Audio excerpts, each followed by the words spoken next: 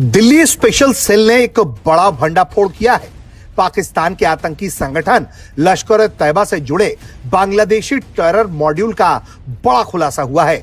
8 संदिग्ध आतंकियों की गिरफ्तारी के बाद जांच में यह पता चला है 6 आतंकियों को तमिलनाडु से, 2 को पश्चिम बंगाल की राजधानी कोलकाता से गिरफ्तार किया गया है। एक नाइटमेयर सिनेरियो वहां पे खड़ा हो गया जो हमने देखा वहां पर, और जो सबसे बड़ा डर था हमारा वही हुआ है। बहुत अरसे के बाद इसके खास तौर पे अगर हम साउथ एशिया की बात करें तो इस खत्ते की जियो पॉलिटिक्स पर क्या असरात रहेंगे। हबीब अकरम साहब चूंकि बांग्लादेश में इलेक्शंस कवर करके भी आए हैं, इस वक्त पाकिस्तान और बांग्लादेश आगे किस तरह से चल सकते हैं और इंडिया इसमें कहां पर स्टैंड करेगा, और उसके अलावा और वो हंसते होंगे इनकी बातों पे और इनको इस्तेमाल कर रहे हैं। आम शहरी के तौर पे मैं तो टेक्निकलिटीज को नहीं समझता, लेकिन कर्जे लेके मुल्क को चलाना ये कोई तरक्की नहीं है। आप बार बार लोन ले रहे हैं लेकिन 5,300 अरब रुपए का करप्शन हो जाता है, तो इसको तरक्की तो मैं तो नहीं तरक्की समझता। मैं तो समझता हूं कि ये तो लूट मार है कि आप बाहर से लोन लें, आप खुद करप्शन करें और आवाम को कहें कि ये जीडीपी रेट इधर आ गया है। ये लोगों को क्या पता, जैसे गरीब फकीर आदमी को।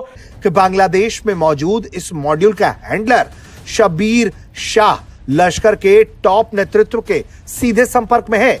जिन आतंकियों को पकड़ा गया है उनके पास से 1 दर्जन से ज्यादा मोबाइल फोन और 16 सिम कार्ड बरामद हुए।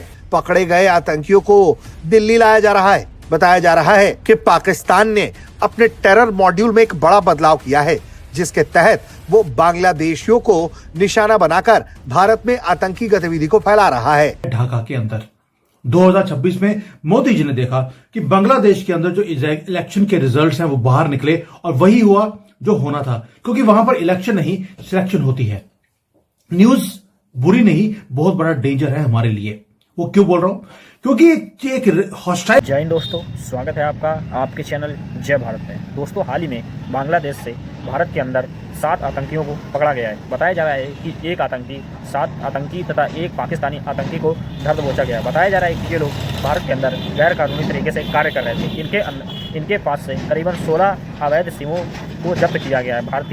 भारतीय गवर्नमेंट ने इस पर पूर्ण रूप से एक्शन लेते हुए कहा है कि हम इस पर पूर्ण रूप से जांच करेंगे तथा उचित कार्रवाई करेंगे, तथा पाकिस्तान को इस बीच में धमकी दी हुई है कि वो इंडिया के ऊपर ऐसे इस प्रकार के गतिविधियों को बंद करें, नहीं तो हम उनके ऊपर भी पूर्ण रूप से कार्य करेंगे। शब्बीर अहमद लोन की बैकग्राउंड में गए तो पता चला कि शब्बीर अहमद लोन जो है वो लश्कर का एक कन्विक्टेड टेररिस्ट है। ये पहले भी स्पेशल सेल ने 2007 में इसको पकड़ा था, और 2018-19 में जब ये छूटा तो उसके बाद से ये बांग्लादेश भाग गया, और ये वहाँ से बैठ के फिर से अपनी एक्टिविटीज़ थी उनको रिवाइव कर रहा था, और उसी सिलसिले में इसने इन दोनों लड़कों को रिक्रूट किया था।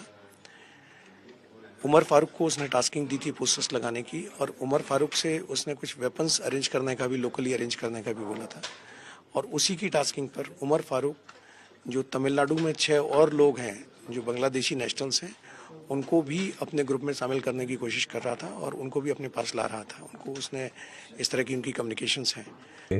आम लोग थे, दुकानदार थे, उन सब से जब गुफ्तगू हुई तो एक बात समझ में आई कि पाकिस्तान के बारे में जो हसीना वाजिद की फैलाई हुई नफरत है उसको उन्होंने सब्सक्राइब नहीं किया। ऐसा नहीं था कि वहां पर पाकिस्तान के खिलाफ कोई ऐसा माहौल मौजूद है कि जिसमें कोई आपसे बात करने के लिए तैयार नहीं है। हाँ, वहां पर एक बैलेंस करने की कैफियत जरूर है कि पाकिस्तान के साथ मोहब्बत का जमजमा तो बह रहा है, लेकिन ऐसा नहीं है कि वो बिल्कुल पाकिस्तान के साथ दोबारा जुड़ने के लिए तैयार हैं, या उन्हें अपनी गलती का एहसास हो गया है या वगैरह वगैरह। अवामी पार्टी के लोग मिले थे वहां जी, अवामी पार्टी के भी मिले वहां पर आपको कुछ लोग? जी नहीं, वो नहीं। उसकी वजह यह है कि वो तो सारे अंडरग्राउंड है। नहीं, लीडरशिप नहीं, ओवरऑल वोटर्स। जी, वोटर्स में देखिए, वहां पर जो अवामी लीग के जो वोटर्स हैं। सब्सिक्वेंटली एक टीम हमारी जो है तमिलनाडु गई और तमिलनाडु से जाके उन 6 लोगों को गिरफ्तार किया। तो इस तरह से इस केस में अब तक टोटल 8 लोग गिरफ्तार हो चुके हैं, जिसमें से 7 बांग्लादेशी नेशनल्स। अब यूं महसूस हो रहा है जैसे एक दफा फिर पाकिस्तान और Bangladesh will be coming together और against India in the sense, या फिर इंडिया इस इक्वेशन में से टोटल निकल चुका हुआ है। और मैं कैसे वो बात करूं खुल के, लेकिन मैं वही बात करने लगा था कि एक मुल्क था, दोबारा यूं महसूस सा होना शुरू हो गया कि ये एक ही लोग हैं। जहां तक आपका ये तासुर बिल्कुल ठीक है। मैं वहां से होके आया हूँ और वहां पे मुझे बिल्कुल भी अजनबियत का एहसास नहीं हुआ। वहां पे जितने भी लोगों से मिला, जो इंटेलिजेंसिया के लोग थे, जो एकेडमिया के लोग थे, जो सरकारी लोग थे, उनके बारे में अब ये सुराग लगाना मुश्किल है कि वहां पर अवामी लीग का वोटर कितना है। उसकी वजह यह है कि जब पिछले इलेक्शन और उससे पिछले इलेक्शन यानी यके बाद दीगरे 3 इलेक्शन, 1 इलेक्शन रिग हुआ, एक में बाइकआउट किया और अगला इलेक्शन भी तकरीबन बाइकआउट हो गया। तो जब आप ऐसे इलेक्शन में लड़ रहे होते हैं तो जो जीतने वाली पार्टी है उसको तो पता ही नहीं होता कि मेरे वोट कितने हैं, क्योंकि आप तो जोर जबरदस्ती धक्के धौंस से आए होते हैं ना। तो हसीना वाजिद ने यही किया था। तो पता ये चला है इस इलेक्शन में कि जब 60% वोटर टर्नआउट रहा तो अमलन इसका मतलब यह है कि हसीना वाजिद की पार्टी का कोई वोट नहीं था। वो तो एक अरेंजमेंट थी, वो एक आमरीयत थी जो दरअसल जोर जबरदस्ती और फौज के जोर पे उन्होंने कब्जा किया हुआ था। तो वो कब्जा छूटा है तो उसके बाद उनको पता भी नहीं चला कि वो कहां गए।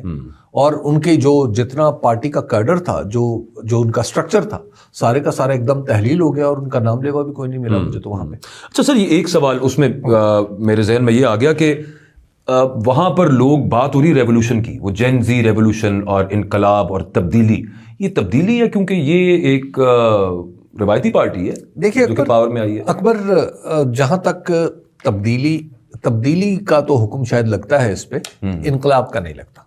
ठीक, क्योंकि जब ये सारी तहरीक चल रही थी तो वो किसी इनकलाब के लिए नहीं चल रही थी।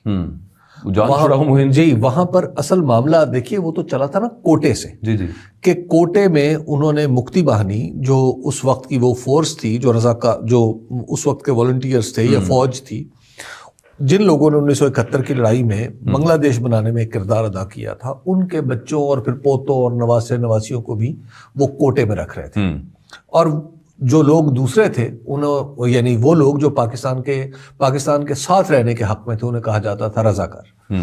तो जब रजाकार का ताना इस्तेमाल किया हसीना वाजिद ने, तो वहां पे नारे लगना शुरू हो गए कि अमी कौन तुम्ही कौन, रजाकार रजाकार। तो वहां पे लोगों ने ढाका यूनिवर्सिटी में नौजवानों ने नारे लगाना शुरू कर दिए। बीएनपी ने लैंडस्लाइड विक्ट्री दी, वो आपने देखा। खालिदा जिया जो जिहादन थी, उसका बेटा तारिक वो बनता है नया प्रधानमंत्री। लेकिन वो प्रॉब्लम नहीं है, रियल पॉइजन है जो उसकी डिटेल्स हैं। जो जमात इस्लामी है वो सेकंड लार्जेस्ट पार्टी बनी है। ये वो पार्टी है जिन्होंने 1971 में जितने भी इंटेलेक्चुअल से उनके गले काट दिए थे। और वो आज वहां पर ये वो कंपनी है, क्योंकि मैं जमात को कंपनी ही बोलूंगा क्योंकि ये एक पॉलिटिकल पार्टी नहीं हो सकती। ये वो ग्रुप है जो भारत से हेट करता है, हमारी एग्जिस्टेंस को वो खत्म करना चाहते हैं।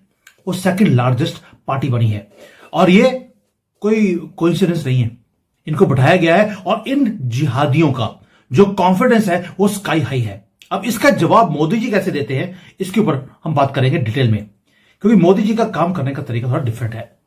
थ्रेट्स बांग्लादेश की तरफ से हमें मालूम था ओपनली आएंगे और लाउडली आएंगे, लेकिन इस पैनिक के बीच में मोदी जी क्या करते हैं, उनको मालूम था ये आने वाला है, तो he did not sleep in Delhi, he went directly to Assam.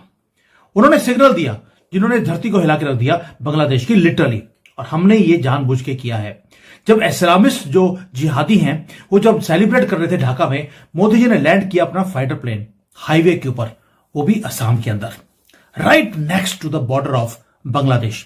ये ड्रिल नहीं था दोस्तों, ये वार्निंग था कि भाई अगर आपने कोई भी उल्टी सीधी हरकत करने की कोशिश करी, हमारी प्रेपरेशंस तैयार हैं, इस बार तुम्हें छोड़ा नहीं जाएगा।